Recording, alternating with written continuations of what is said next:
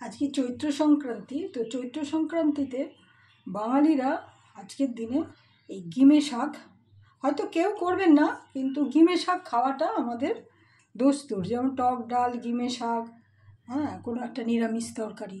কেননা আজকে গাজন, তো গাজনের দিন সন্ন্যাসীরাও যেমন কৃচ্ছ সাধন করে, আমরাও করি বাড়িতে। তো আমরা এই গিমে শাকটাকে কী করব, খুলে নিয়েছি। খুলে এই গিমে শাক আমার শ্বশুর বাড়িতে তারা এদেশীয় স্টাইলে যেটা করতেন সেটা হচ্ছে আলু দিয়ে গিমে শাক ভাজা, আমরাও করি।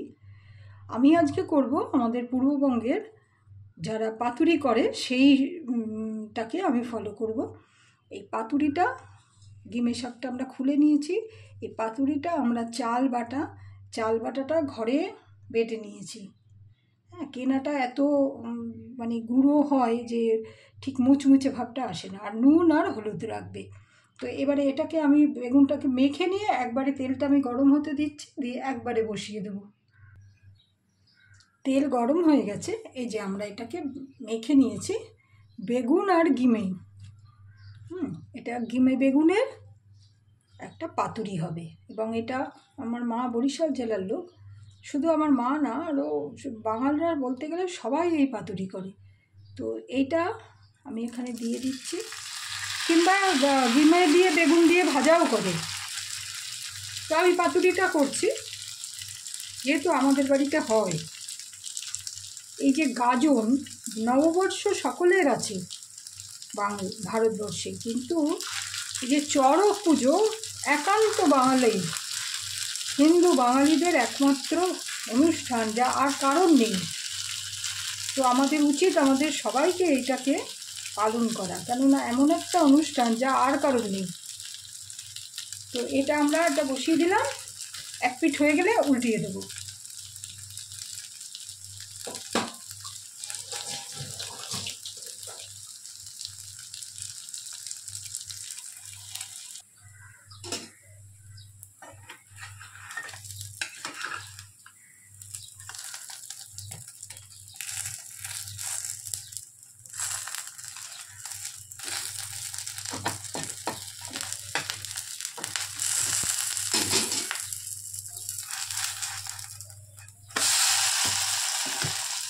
উল্টে দিলাম আমরা।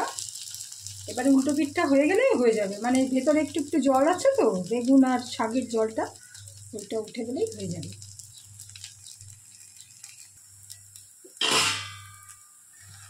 এই যে নিচ এই পার্টটাও হয়ে গেছে। গিমে শাক কিন্তু প্রচণ্ড উপকারী।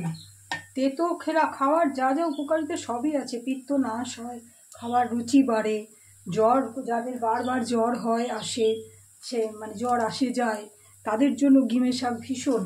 তো এই গিমে শাক খাওয়াটা আমরা অভ্যাসটা কী করে করলাম, এই যে আমাদের একটা চড়ক আছে, যে একটা আচার, সেই আচারটা আমাদের বাড়িতে আমাদের বাবা কাকারা বাধ্যতামূলক সবাইকে খেতে হতো।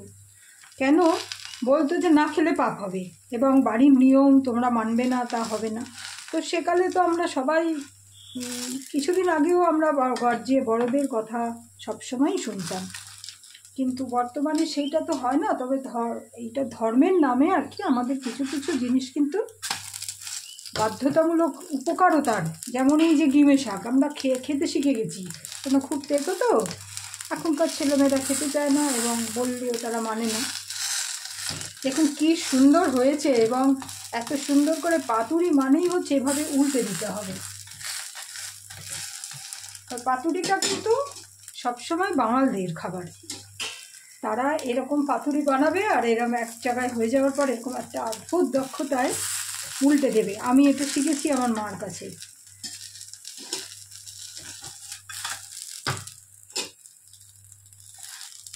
হয়ে গেছে, আর একটু এই যে একটু একটু জল জল আছে, ওটা চলে গেলেই এটা হয়ে যাবে। সুন্দর হয়েছে না দেখতে? আপনারা সবাই করেন জানি, তবুও যারা জানেন না, যারা করেন না, তাদের নিশ্চয়ই ভালো লাগবে।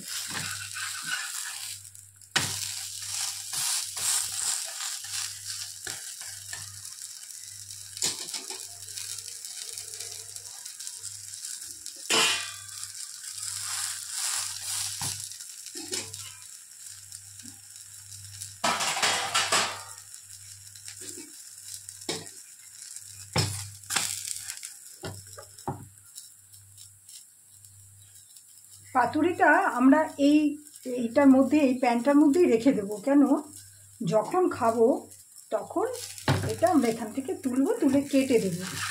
আর এই যে এটার মধ্যে থাকলে যে জলীয় ভাবটা আছে না, সেটা আস্তে আস্তে টেনে যাবে।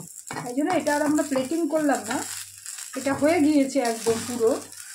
তো ভালো লাগলে কমেন্টে জানাবেন। গ্যাস বন্ধ করে দিলাম। এত সুন্দর হয়েছে মানে বলার কথা না।